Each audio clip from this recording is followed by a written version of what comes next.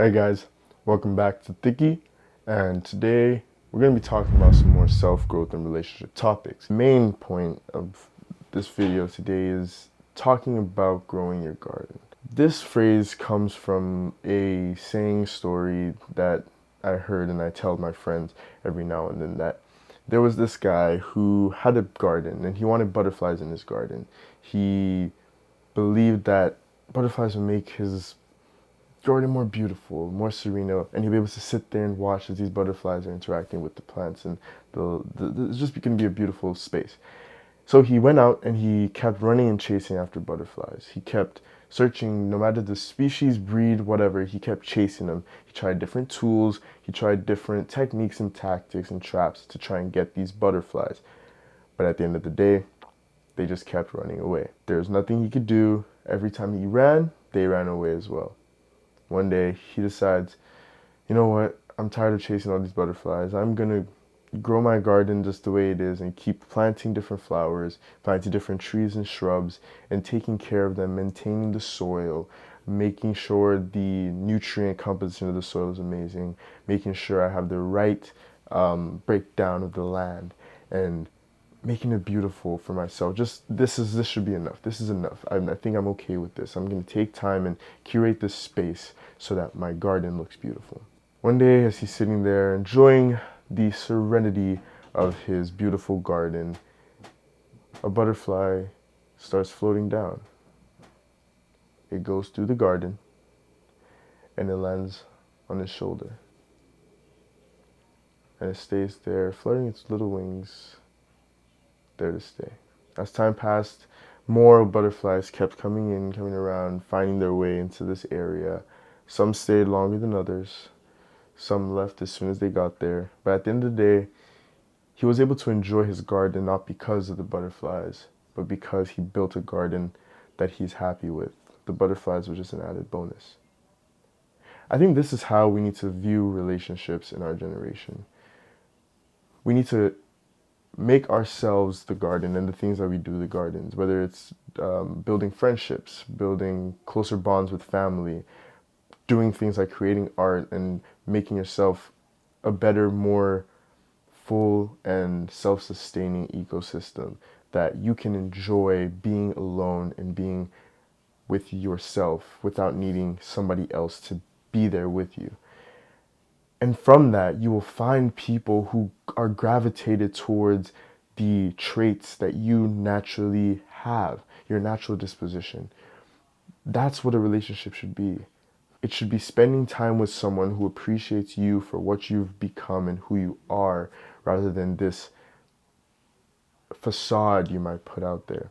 It's difficult in this day and age with social media telling you, oh, you have to go find a woman, you gotta go mess around, go do this and that, or you're a real man, or you have to go whatever you want, like whatever people are saying. At the end of the day, the long-lasting, fruitful relationships are relationships where both parties are okay on their own, but they enjoy the presence of each other so much that they are fine with being together. No matter what the differences they may have, they enjoy each other's presence so much that they want to build a life together where they want to be around this other person.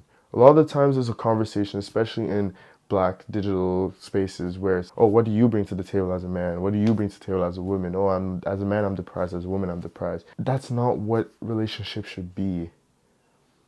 It should be two people coming together to enjoy life, enjoy what life brings.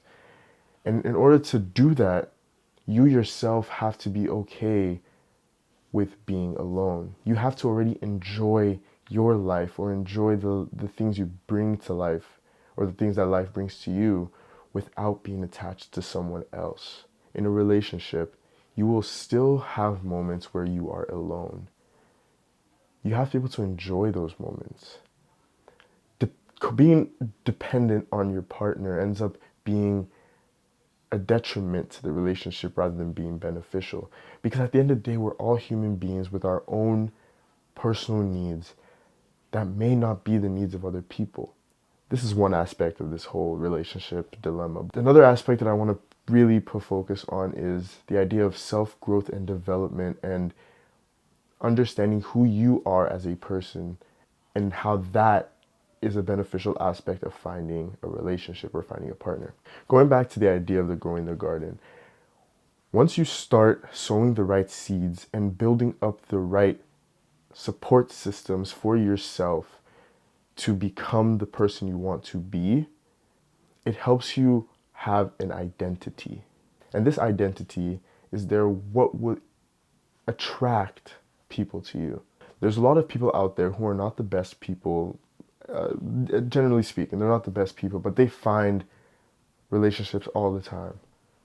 And this is not because people are attracted to bad traits. It's kind of.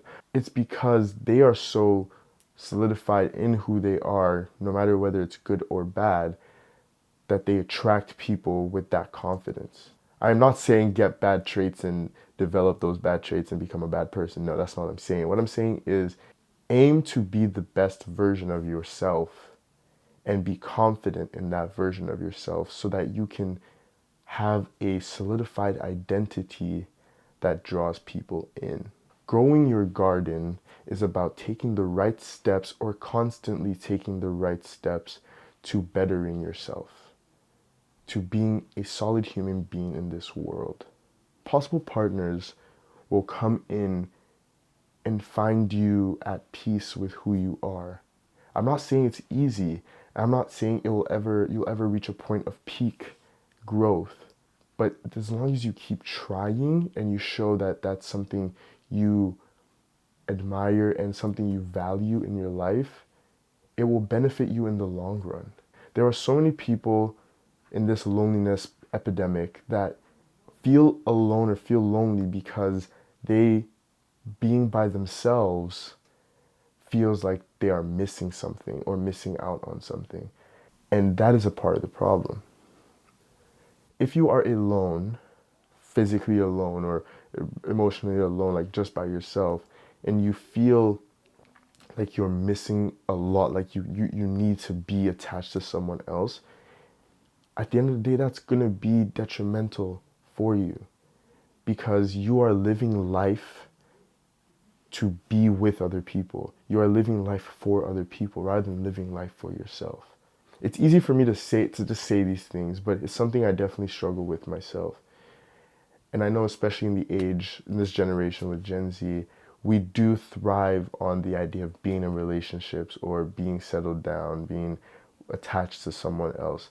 So it's very easy to feel like you are lacking something, to feel like something is missing in your life when you don't have a partner or you don't have that person who you can call your person. Recontextualizing what that means helps you both understand yourself and understand your role in the relationships you enter into.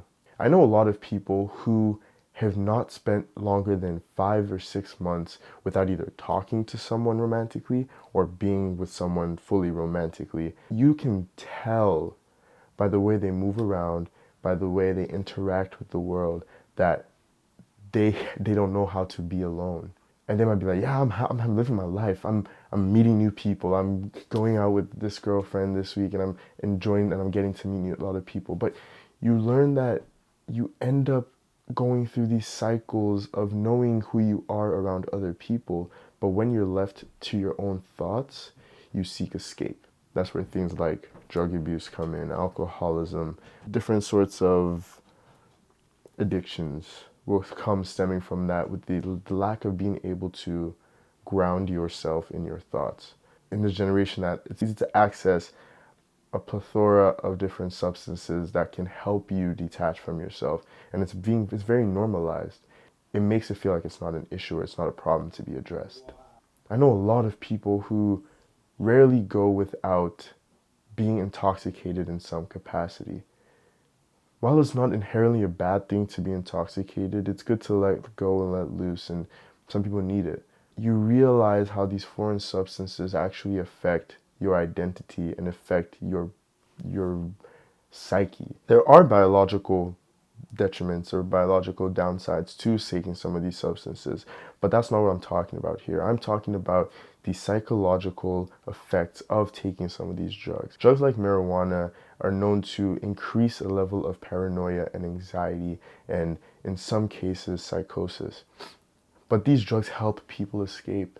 They help people not think about what's going on in their head. And that's the easy way out. What am I saying here? Growing your garden is less about finding a relationship, and it's more about finding who you are, and therefore who you are in relationships. It should be seen as the ends itself rather than the means to an end, unless it is worthless. Feeling like growing your garden is what is meant to get you a relationship will end up nullifying the effect it's supposed to have. The effect being to make you content. I didn't say happy, I said content. A friend of mine keeps telling me this when I have moments where I doubt this very same thing, is that you have to be okay with wherever you are. You have to be okay with the circumstances you've been put in.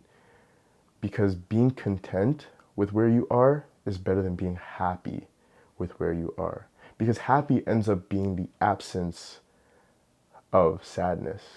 Being content means even though there is sadness, you are still okay with where you are. And I think this idea is a lot bigger than it is relationships. Relationships are just the easiest way to help people understand this. This should be a lifestyle. We live in a society that's so focused on go, go, go. We have to do this, we have to do that, that we forget to stop and look at ourselves and look at who we are and what we're putting back into the world and grow from that and understand what our flaws are. There's a lot of people who aren't able to see their flaws.